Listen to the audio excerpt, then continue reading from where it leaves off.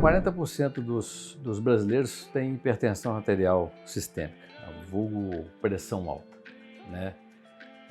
Desses 40%, a maioria são controladas com medicação e com medidas que a gente chama de não farmacológicas, redução de peso, redução da ingesta de sal, suspensão de determinados remédios que podem aumentar a pressão, como a pílula anticoncepcional, o corticoide.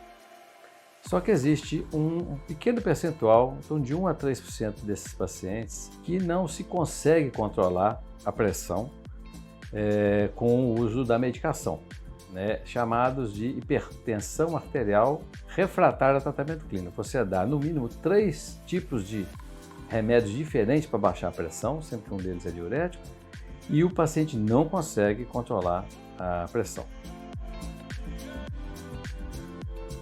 Eu conheci a Rosângela no início de 2020, ela veio encaminhada de um OBS em Matias Barbosa, onde a médica começou a notar os níveis pressóricos muito elevados e se preocupar com isso. E aí ela veio na primeira consulta, a gente viu que a pressão dela tinha uma média muito alta e a gente começou a pedir exames para descartar causas secundárias de pressão elevada, né? Quando a gente pensa na hipertensão secundária, a gente começa a fazer essa série de exames de imagem, exames de sangue, exames de urina, para descartar essas outras causas que são corrigíveis. Quando a gente se depara com um paciente hipertenso, que já está em uso de medicação e a gente sabe que esse paciente está usando adequadamente os fármacos, que é uma coisa que a gente tem que observar, a adesão terapêutica. Então, se esse paciente tem uma boa adesão terapêutica e não está havendo um controle efetivo dos níveis pressóricos,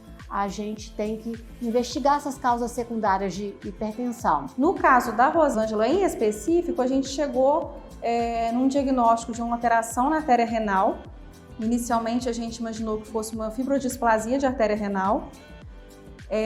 E a gente, frente a esse diagnóstico, a gente indicou para ela uma angioplastia da artéria renal, inicialmente, que é a colocação de um stent, um implante de um stent dentro da artéria renal, né? Ela fez o procedimento e a gente esperava que os níveis tensionais dela ia melhorar após a angioplastia, mas não aconteceu. E aí, dentre as 10 classes que ela usava, a gente otimizou todas, não tinha mais muito saída para melhorar esses níveis tensionais dela, foi quando a gente indicou para ela a denervação renal. A denervação consiste em você entrar pela virilha com catéter, nós vamos nas artérias renais e por dentro desse catéter nós posicionamos um eletrodo, né, um catéter eletrodo com 4 pontos distintos, né, e esse catéter está ligado a um gerador de radiofrequência. Então nós disparamos o gerador de radiofrequência, ou seja, a gente queima por radiofrequência os nervos renais que estão justo à artéria renal. Por ser por radiofrequência, você não lesa a artéria renal, você evite essas ondas de radiofrequência, ela atravessa as células da artéria renal e atinge os nervos simpáticos renais. Como a gente sabe que a hipertensão refratária tem um componente muito grande de uma hiperfunção do nosso sistema simpático, e o sistema simpático ele gera uma redução do calibre de todas as artérias. Se eu reduzo o calibre das artérias, a pressão aumenta. Esse procedimento tem o intuito exatamente de queimar essa rede simpática em volta do rim, propiciando então um bloqueio dessa atividade simpática e uma dilatação das artérias, fazendo com que possamos ter um controle maior sobre a hipertensão.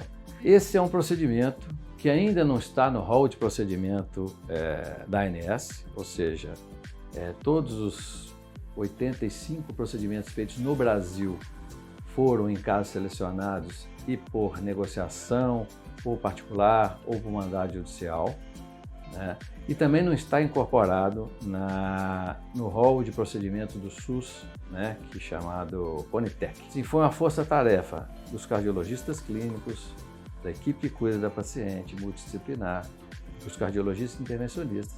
E nós conseguimos sensibilizar, então, a indústria que nos doasse um catéter para que nós pudéssemos ofertar, pelo menos, esse tratamento. Essa paciente foi submetida ao procedimento, nós fizemos 48 ablações, né? Foram 28 em uma artéria e o restante na outra artéria. E para nossa grata satisfação, e principalmente satisfação do paciente, no dia seguinte ela já estava com níveis, ainda tomando as 10 classes de remédio, mas já estava em torno de 130 por 90, 3 por 9. E obviamente a gente acompanha semanalmente, né? E hoje ela está com níveis de 130 por 85, nós conseguimos reduzir 5 classes de medicação que ela tomava e estamos conseguindo controlar a pressão dela com esses 5 tipos de medicação. Eu fico assim, até emocionado em falar, sabe? Porque é muito ruim você ficar em um hospital igual ficava e você não saber o que fazer da sua vida. Ou seja, você espera por um milagre. E esse milagre, graças à ciência, eu, graças a Deus, consegui. Sabe o que é você se sentir que você tem uma nova chance e que você está renascendo novamente? É assim que eu estou me sentindo, igual uma criança. Quer brincar, quer correr, coisa que eu não podia fazer antes.